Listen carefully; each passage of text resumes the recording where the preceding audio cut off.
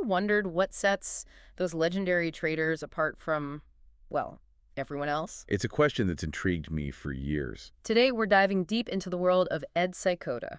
Ah, Seykota. A name that sparks curiosity, wouldn't you say? To say the least, this is a trader who turned $5,000 into $15 million. 15 million.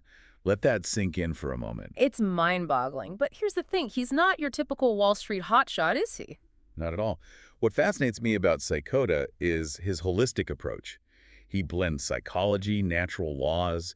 He brings this deep understanding of human behavior to his trading strategies. You know, he's been quoted as comparing chart patterns to cockroaches on a wall. Cockroaches on a wall. Now, that's an image. Right. Who else thinks like that? What do you make of that analogy? It's classic Seykota. Unexpected, insightful. I think he's getting at the idea that markets, at their core, are driven by human behavior. And human behavior, well, it can be as unpredictable as cockroaches scattering across the kitchen floor. You can't predict exactly where they'll go, but you can understand their tendencies, their patterns. That actually makes a lot of sense. It's not about perfectly predicting the future. Right. It's more about recognizing the patterns, understanding the forces at play. Exactly. And that's where psychology comes in. Yeah. One of Seykota's most famous sayings is, everybody gets what they want out of the market. Okay, I have to admit, first time I read that, I thought, is he serious? But the more you think about it, the more intriguing it becomes. What's your take on that statement? He's not saying that everyone consciously wants to lose money. I think what he's highlighting is that our subconscious desires, our hidden motivations, often drive our actions, even in trading.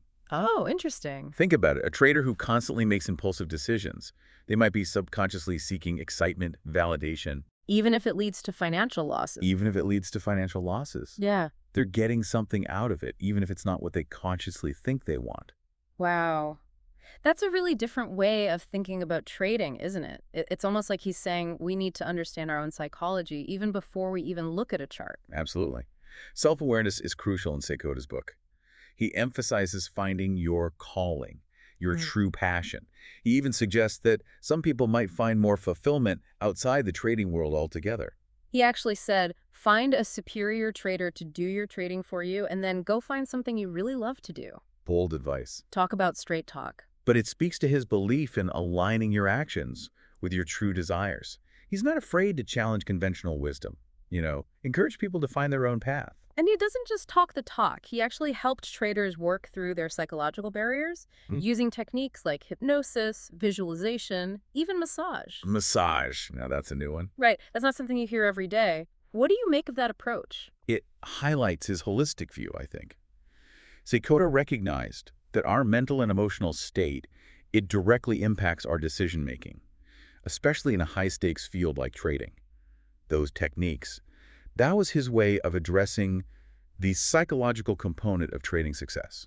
Makes you wonder how much of trading is actually about psychology versus just the numbers and the charts. It's a powerful question, a question worth exploring. Definitely. And I think we're just scratching the surface here. We are. There's so much more to uncover. So we've got Ed Seykota, Right. this advocate for psychological awareness, diving headfirst into the world of systems trading. Yeah. That seems like kind of a paradox, doesn't it? It is interesting, isn't it? Because on one hand, you've got this emphasis on intuition, on understanding your own motivations. Right. And then on the other hand, you have these, sophisticated computer programs designed to identify and capitalize on market trends. So how do those two things work together? That's the key, isn't it? Yeah. He developed these systems, but he also recognized the importance of intuition and knowing when to override the system. Oh, interesting. So it's not just about blindly following what the computer spits out. Exactly. Because he understood that markets are driven by humans. Right. And human behavior. Well, sometimes it can be irrational, unpredictable. Even the most sophisticated system can't account for every variable. Right, right. So he knew that there had to be a way to bring those two things together, the human element and the algorithmic precision. So where does that gut feeling come in? When does he say, okay, system be damned, I'm going with my gut on this one? Well, Seykota believed that traders, they develop a sort of sixth sense for the markets. That's sixth sense, yeah. And intuition that complements their analytical abilities.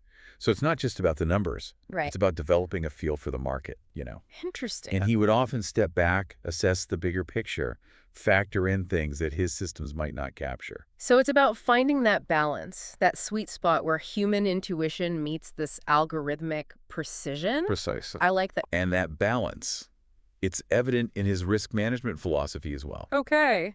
Remember his 3 rules of good trading. How could I forget? Cut losses, cut losses, cut losses. It seems like such a simple mantra, but I'm guessing there's a lot more to it than that. It's deceptively simple, isn't it? Yeah. But it speaks volumes about his approach. Because Seykota, he understood that losses are inevitable in trading. Oh, absolutely. The key is to minimize them, right? And preserve your capital for the winning trades. Right. So by cutting losses early, you prevent small losses from snowballing into major setbacks. Makes sense. You're protecting yourself from those emotional decisions, the ones that can really derail your trade. Oh, absolutely. When you're staring at a big loss. It's tough. Yeah, it's easy to get caught up in hope or fear or, maybe it'll turn around. Right. You start thinking irrationally. Yeah. But Seykota's rules, they're about taking the emotion out of those critical moments. It's like a safety net, almost. In a way, yeah. It's like that voice in your head that says, okay, remember the plan. Exactly. This makes me think back to his early experience with silver. Ah, yes. Didn't he take quite a hit on that trade? He did. It was a tough lesson. Early in his career, he had this, sure thing, bet on silver. Oh, boy. And he was convinced, this was a sure thing. But when the U.S. Treasury stopped selling it, the price, well, it plummeted. Oh, it went the wrong way. Instead of soaring like he expected. It was a real wake-up call. That's brutal. So what did he take away from that experience? Because that could crush some traders. It could. Yeah. But for Seykota, it was a formative experience. Okay. It showed him that even the most well-researched trades can go against you. You can't predict everything. You can. And that experience, it ignited a deeper curiosity in him. Interesting. It pushed him to explore market psychology even further. So instead of getting discouraged, Yeah. he leans in It doubles down. and gets even more fascinated by the whole thing. That's Seykota. That's impressive. It is. And it's that mindset that led him to the work of Richard Donkin, Dungeon, okay. a pioneer in trend-following systems. Okay, so trend following, for our listeners who maybe aren't familiar, we're talking about using historical price data to identify trends Exactly. and then make predictions based on those past trends. Precisely. Donkin, he believed that markets moved in cycles Okay. and that you could exploit those cycles Interesting. using this mechanical rule-based approach to trading. Now, Seykota, he was initially skeptical. Really? Oh, yeah. But he was intrigued enough to test the theories himself. Intriguing. He was always willing to experiment. And this was back in the days of punch cards and room-sized computers, by the way. Oh, wow. Yeah, this is serious dedication. Oh, absolutely. Huh? Talk about a labor of love. Yeah. He spent countless hours feeding those punch cards into those early computers, testing Donkin's theories, Wow. refining his own systems. And that dedication, it paid off. It did? He found that those trend-following systems, they could generate consistent profits. So this is where the Seykota system is born. You could say that. Yeah. His early research, it laid the foundation for his trading success. Okay. But it wasn't just about the technology for him. It always comes back to the psychology, doesn't it? It does. He recognized that trading success wasn't just about having this brilliant system. Right. It was about mastering your own mind, Okay. managing those emotions, developing the discipline to stick to your rules, even when things get tough. Right, right. Because he believed that to truly master the markets, you had to first master yourself. Master yourself first. That was his philosophy. Which, let's face it, a lot of traders struggle with that. They do. It's human nature, to let emotions get the best of us, especially in the heat of the moment. Oh, absolutely. But Seykota's approach, it reminds us that self-awareness, discipline, Yeah. a deep understanding of our own motivations that's just as important as any technical analysis. Yeah, like he's saying. Foundational. Right. So we've got Ed Seykota, Right? this brilliant mind, who's kind of cracked the code, right? Blending this cutting-edge technology with this deep self-awareness. That's a powerful combination. You'd think he'd be, I don't know, shouting it from the rooftops, signing up clients left and right. Well, that's the thing about Seykota. He's incredibly private. Is he? Very selective about who he works with. He's not interested in, building a trading empire. It's not about the outward success necessarily. It's about something deeper. It's about mastering his craft Okay. and working with people who really resonate with his approach. People who get it. People who are on the same wavelength. Exactly. He's even said that those, even subtle interactions with clients Really? can impact his own trading. Wow, interesting. Like if someone is constantly anxious about their, short-term losses, Yeah. he feels like that throws off the entire, The vibe. the vibe. Yeah. He wants clients who get his long-term vision, Yeah. who trust the process, who understand that it's not about, timing the market perfectly or. Right. It's about the long game. It's about the long game. It's about, like we were talking about before, that self-awareness, the discipline, those deeper principles. Exactly. Which, it's interesting because that's such a stark contrast to, what we see out there a lot, like all these trading gurus peddling get-rich-quick schemes. Make $1 million overnight. Yeah. It's refreshing in a way to hear somebody who's not. He's on a different path. Yeah. He's playing a different game. He is. He's playing a much bigger game. And he's not afraid to, say it. He's not afraid to be like, this is how I do things, and if you don't like it, that's okay. He's comfortable in his own skin. It's inspiring in a way. It is. And, he said that some of the most successful traders he knows, they're not just driven by money. Really? They're playing a bigger game, one that involves intuition, creativity, this almost profound connection with the market. It's like they're in sync with the market's rhythm, riding those trends off. Like a surfer on a wave. Exactly. He actually compares chart reading to surfing. Does he really? He does. He says you don't need to know every single, technical term. Okay. What you need is to develop a feel for the movement, for the market's rhythm.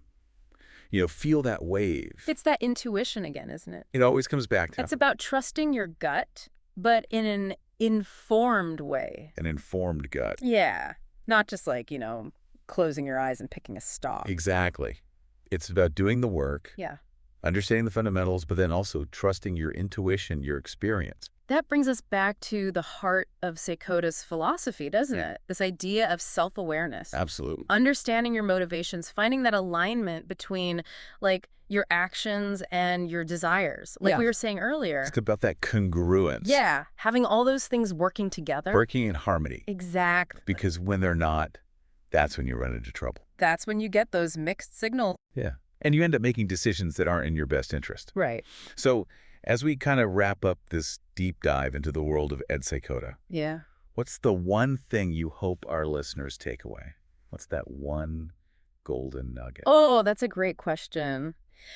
I think for me, it's that idea of, and maybe it's not even just about trading, right? It applies to life.